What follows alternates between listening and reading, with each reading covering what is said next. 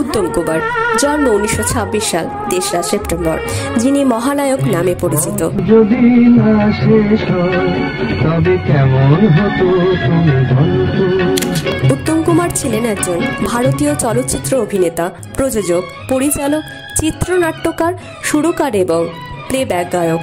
উত্তম কুমার 1940-এর দশকের শেষ থেকে 1980 সাল পর্যন্ত প্রায় 3 দশকেরও বেশি সময় ধরে বাংলা সিনেমায় কাজ করেছেন। তিনি ছিলেন বাংলা চলচ্চিত্রের ইতিহাসের অন্যতম সফল এবং প্রভাবশালী অভিনেতা।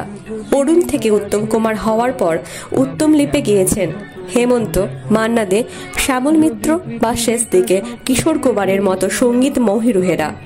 উত্তম নিজ কণ্ঠে নিজের লিপেই গিয়েছেন প্রথম ও শেষবারের মতো দেবকী কুমার বসুর নবজন্ম ছবিতে। কিছু কিছু দৃশ্যে পাওয়া যায় উত্তম কণ্ঠে গান।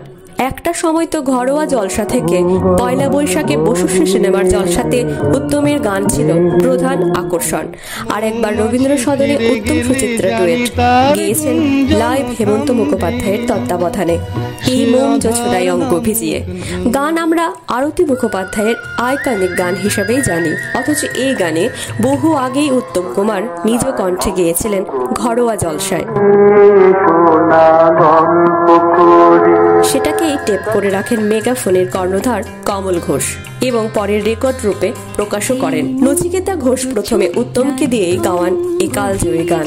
আরতি যখন গাইলেন তখন গায়কিতে কিছুটা পরিবর্তন এনেছিলেন সুরকার নচিকেতা, কিন্তু উত্তম কণ্ঠে এই মোম জোছনায় শুনলে বোঝা যায় গায়ক ও সঙ্গীত প্রেমী হিসেবে উত্তম কুমার কতটা প্রতিভাবান ছিলেন। 1966 সাল উত্তম কুমারের ক্যারিয়ারে উল্লেখযোগ্য। পরিচালক উত্তম কুমার এবং সুরকার উত্তম কুমারের সঙ্গে নায়ক হিসেবে উত্তম তো ছিলেনই সেসব ছবিতে। 1966 সালে মুক্তি পায় উত্তম কুমার পরিচালিত উত্তম সুপ্রিয়া জুটির ছবি শুধু একটি বছর। আবার এই একই বছরে মুক্তি পায় কাল তুমি আলেয়া, যাতে নায়ক সহ সুরকার হলেন উত্তম কুমার। নিজের অভিনীত 112তম ছবিতেই গীতিকার পুলক বন্দ্যোপাধ্যায়ের সঙ্গে প্রথম জুটি করেন সুরকার উত্তম। উত্তমের সুরে হেমন্ত মুখোপাধ্যায়ের সুকণ্ঠে আমি যাই চলে যাই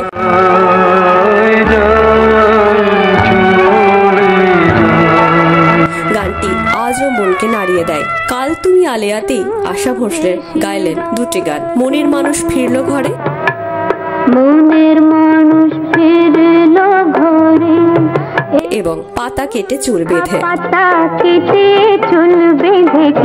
অনামী অভিনেত্রীর লিপে ছিল, কিন্তু সে গান আজও হিট। কতটা সুরের জোর ছিল উত্তম কুমারের। উত্তম কুমার এই ছবিতে আশাজিকে দিয়ে গান গাওয়াতে চান, এই মনোবাসনা জানান গীতিকার পুলক বাবুকে। পুলক বাবু যোগাযোগ করেন আশা ভোসলের সঙ্গে।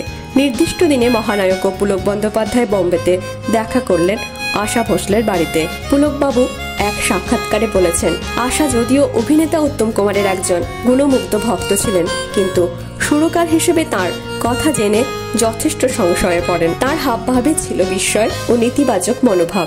সেই কারণেই যখন উত্তম কুমারের সুরে বাংলা ছবিতে গান গাইতে হবে এই প্রস্তাব পান আশা, তখন তিনি একটাই শর্ত রাখেন যে বম্বেতে তার বাড়ি এসে গানগুলি তাকে শোনাতে হবে। আশা ভেবেছিলেন না জানি কেমন সুরকার হবেন উত্তম, কিন্তু নির্দিষ্ট দিনে শুরু থেকেই আশা যে বিস্মিত হওয়ার পালা চলতে থাকে। প্রথম থেকে একজন প্রফেশনাল সুরকার শিল্পীকে যেভাবে গান তোলান শুরু করেন উত্তম একটার পর একটা গান গাইতে গাইতে গানের পিছনে পিকচারাইজেশনে যেভাবে নাটকীয়তা থাকবে তাও বোঝাতে থাকেন আশা ভোসলেকে।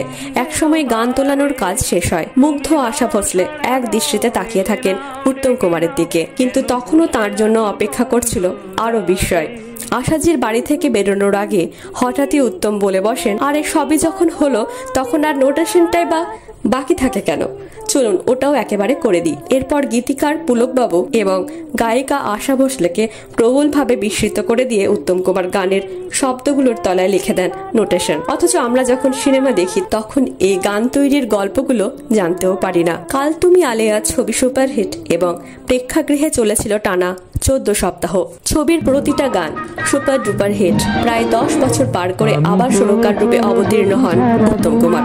1977 সালে মুক্তি পায় অসীম সরকার প্রযোজিত এবং পীযূষ বসু পরিচালিত উত্তম কুমারের ১৭৭তম ছবি সব্যসাচী। শরৎচন্দ্র চট্টোপাধ্যায়ের পথের দাবি অবলম্বনে নির্মিত এই ছবিতে মুখ্য চরিত্রে অভিনয় ছাড়াও সুরকারের দায়িত্ব পালন করেন উত্তম। স্বাধীনতা আন্দোলনের পটভূমির ছবিতে উত্তম ব্যবহার করেন রবীন্দ্রনাথ ঠাকুর, কাজী নজরুল ইসলাম এবং দ্বিজেন্দ্রলাল রায়ের দেশাত্মবোধক গানগুলি। ১৯৭৩ সালে মুক্তি পায় উত্তম কুমারের স্বপ্নের ছবি শিল্পী সংসদ প্রযোজিত বন পলাশীর পদাবলী।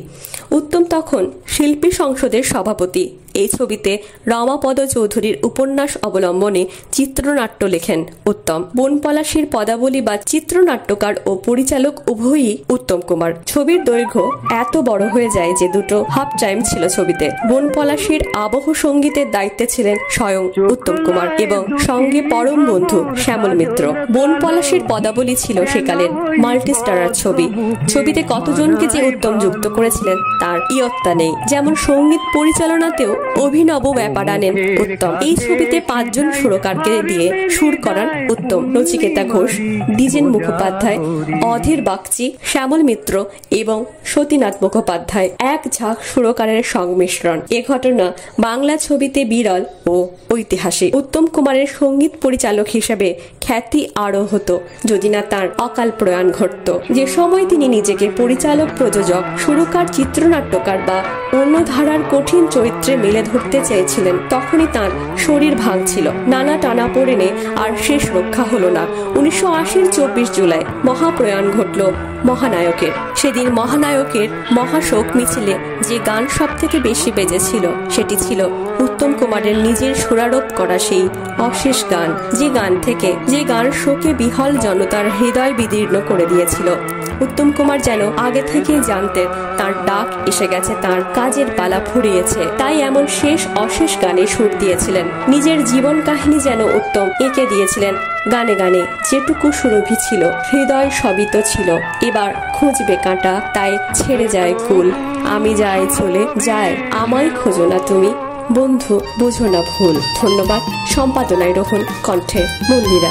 এই ধরনের ভিডিও পছন্দ করলে চ্যানেলটি অবশ্যই সাবস্ক্রাইব করুন। আপনার লাইকটি অত্যন্ত গুরুত্বপূর্ণ, তাই লাইক ও সাবস্ক্রাইব করতে ভুলবেন না। নমস্কার।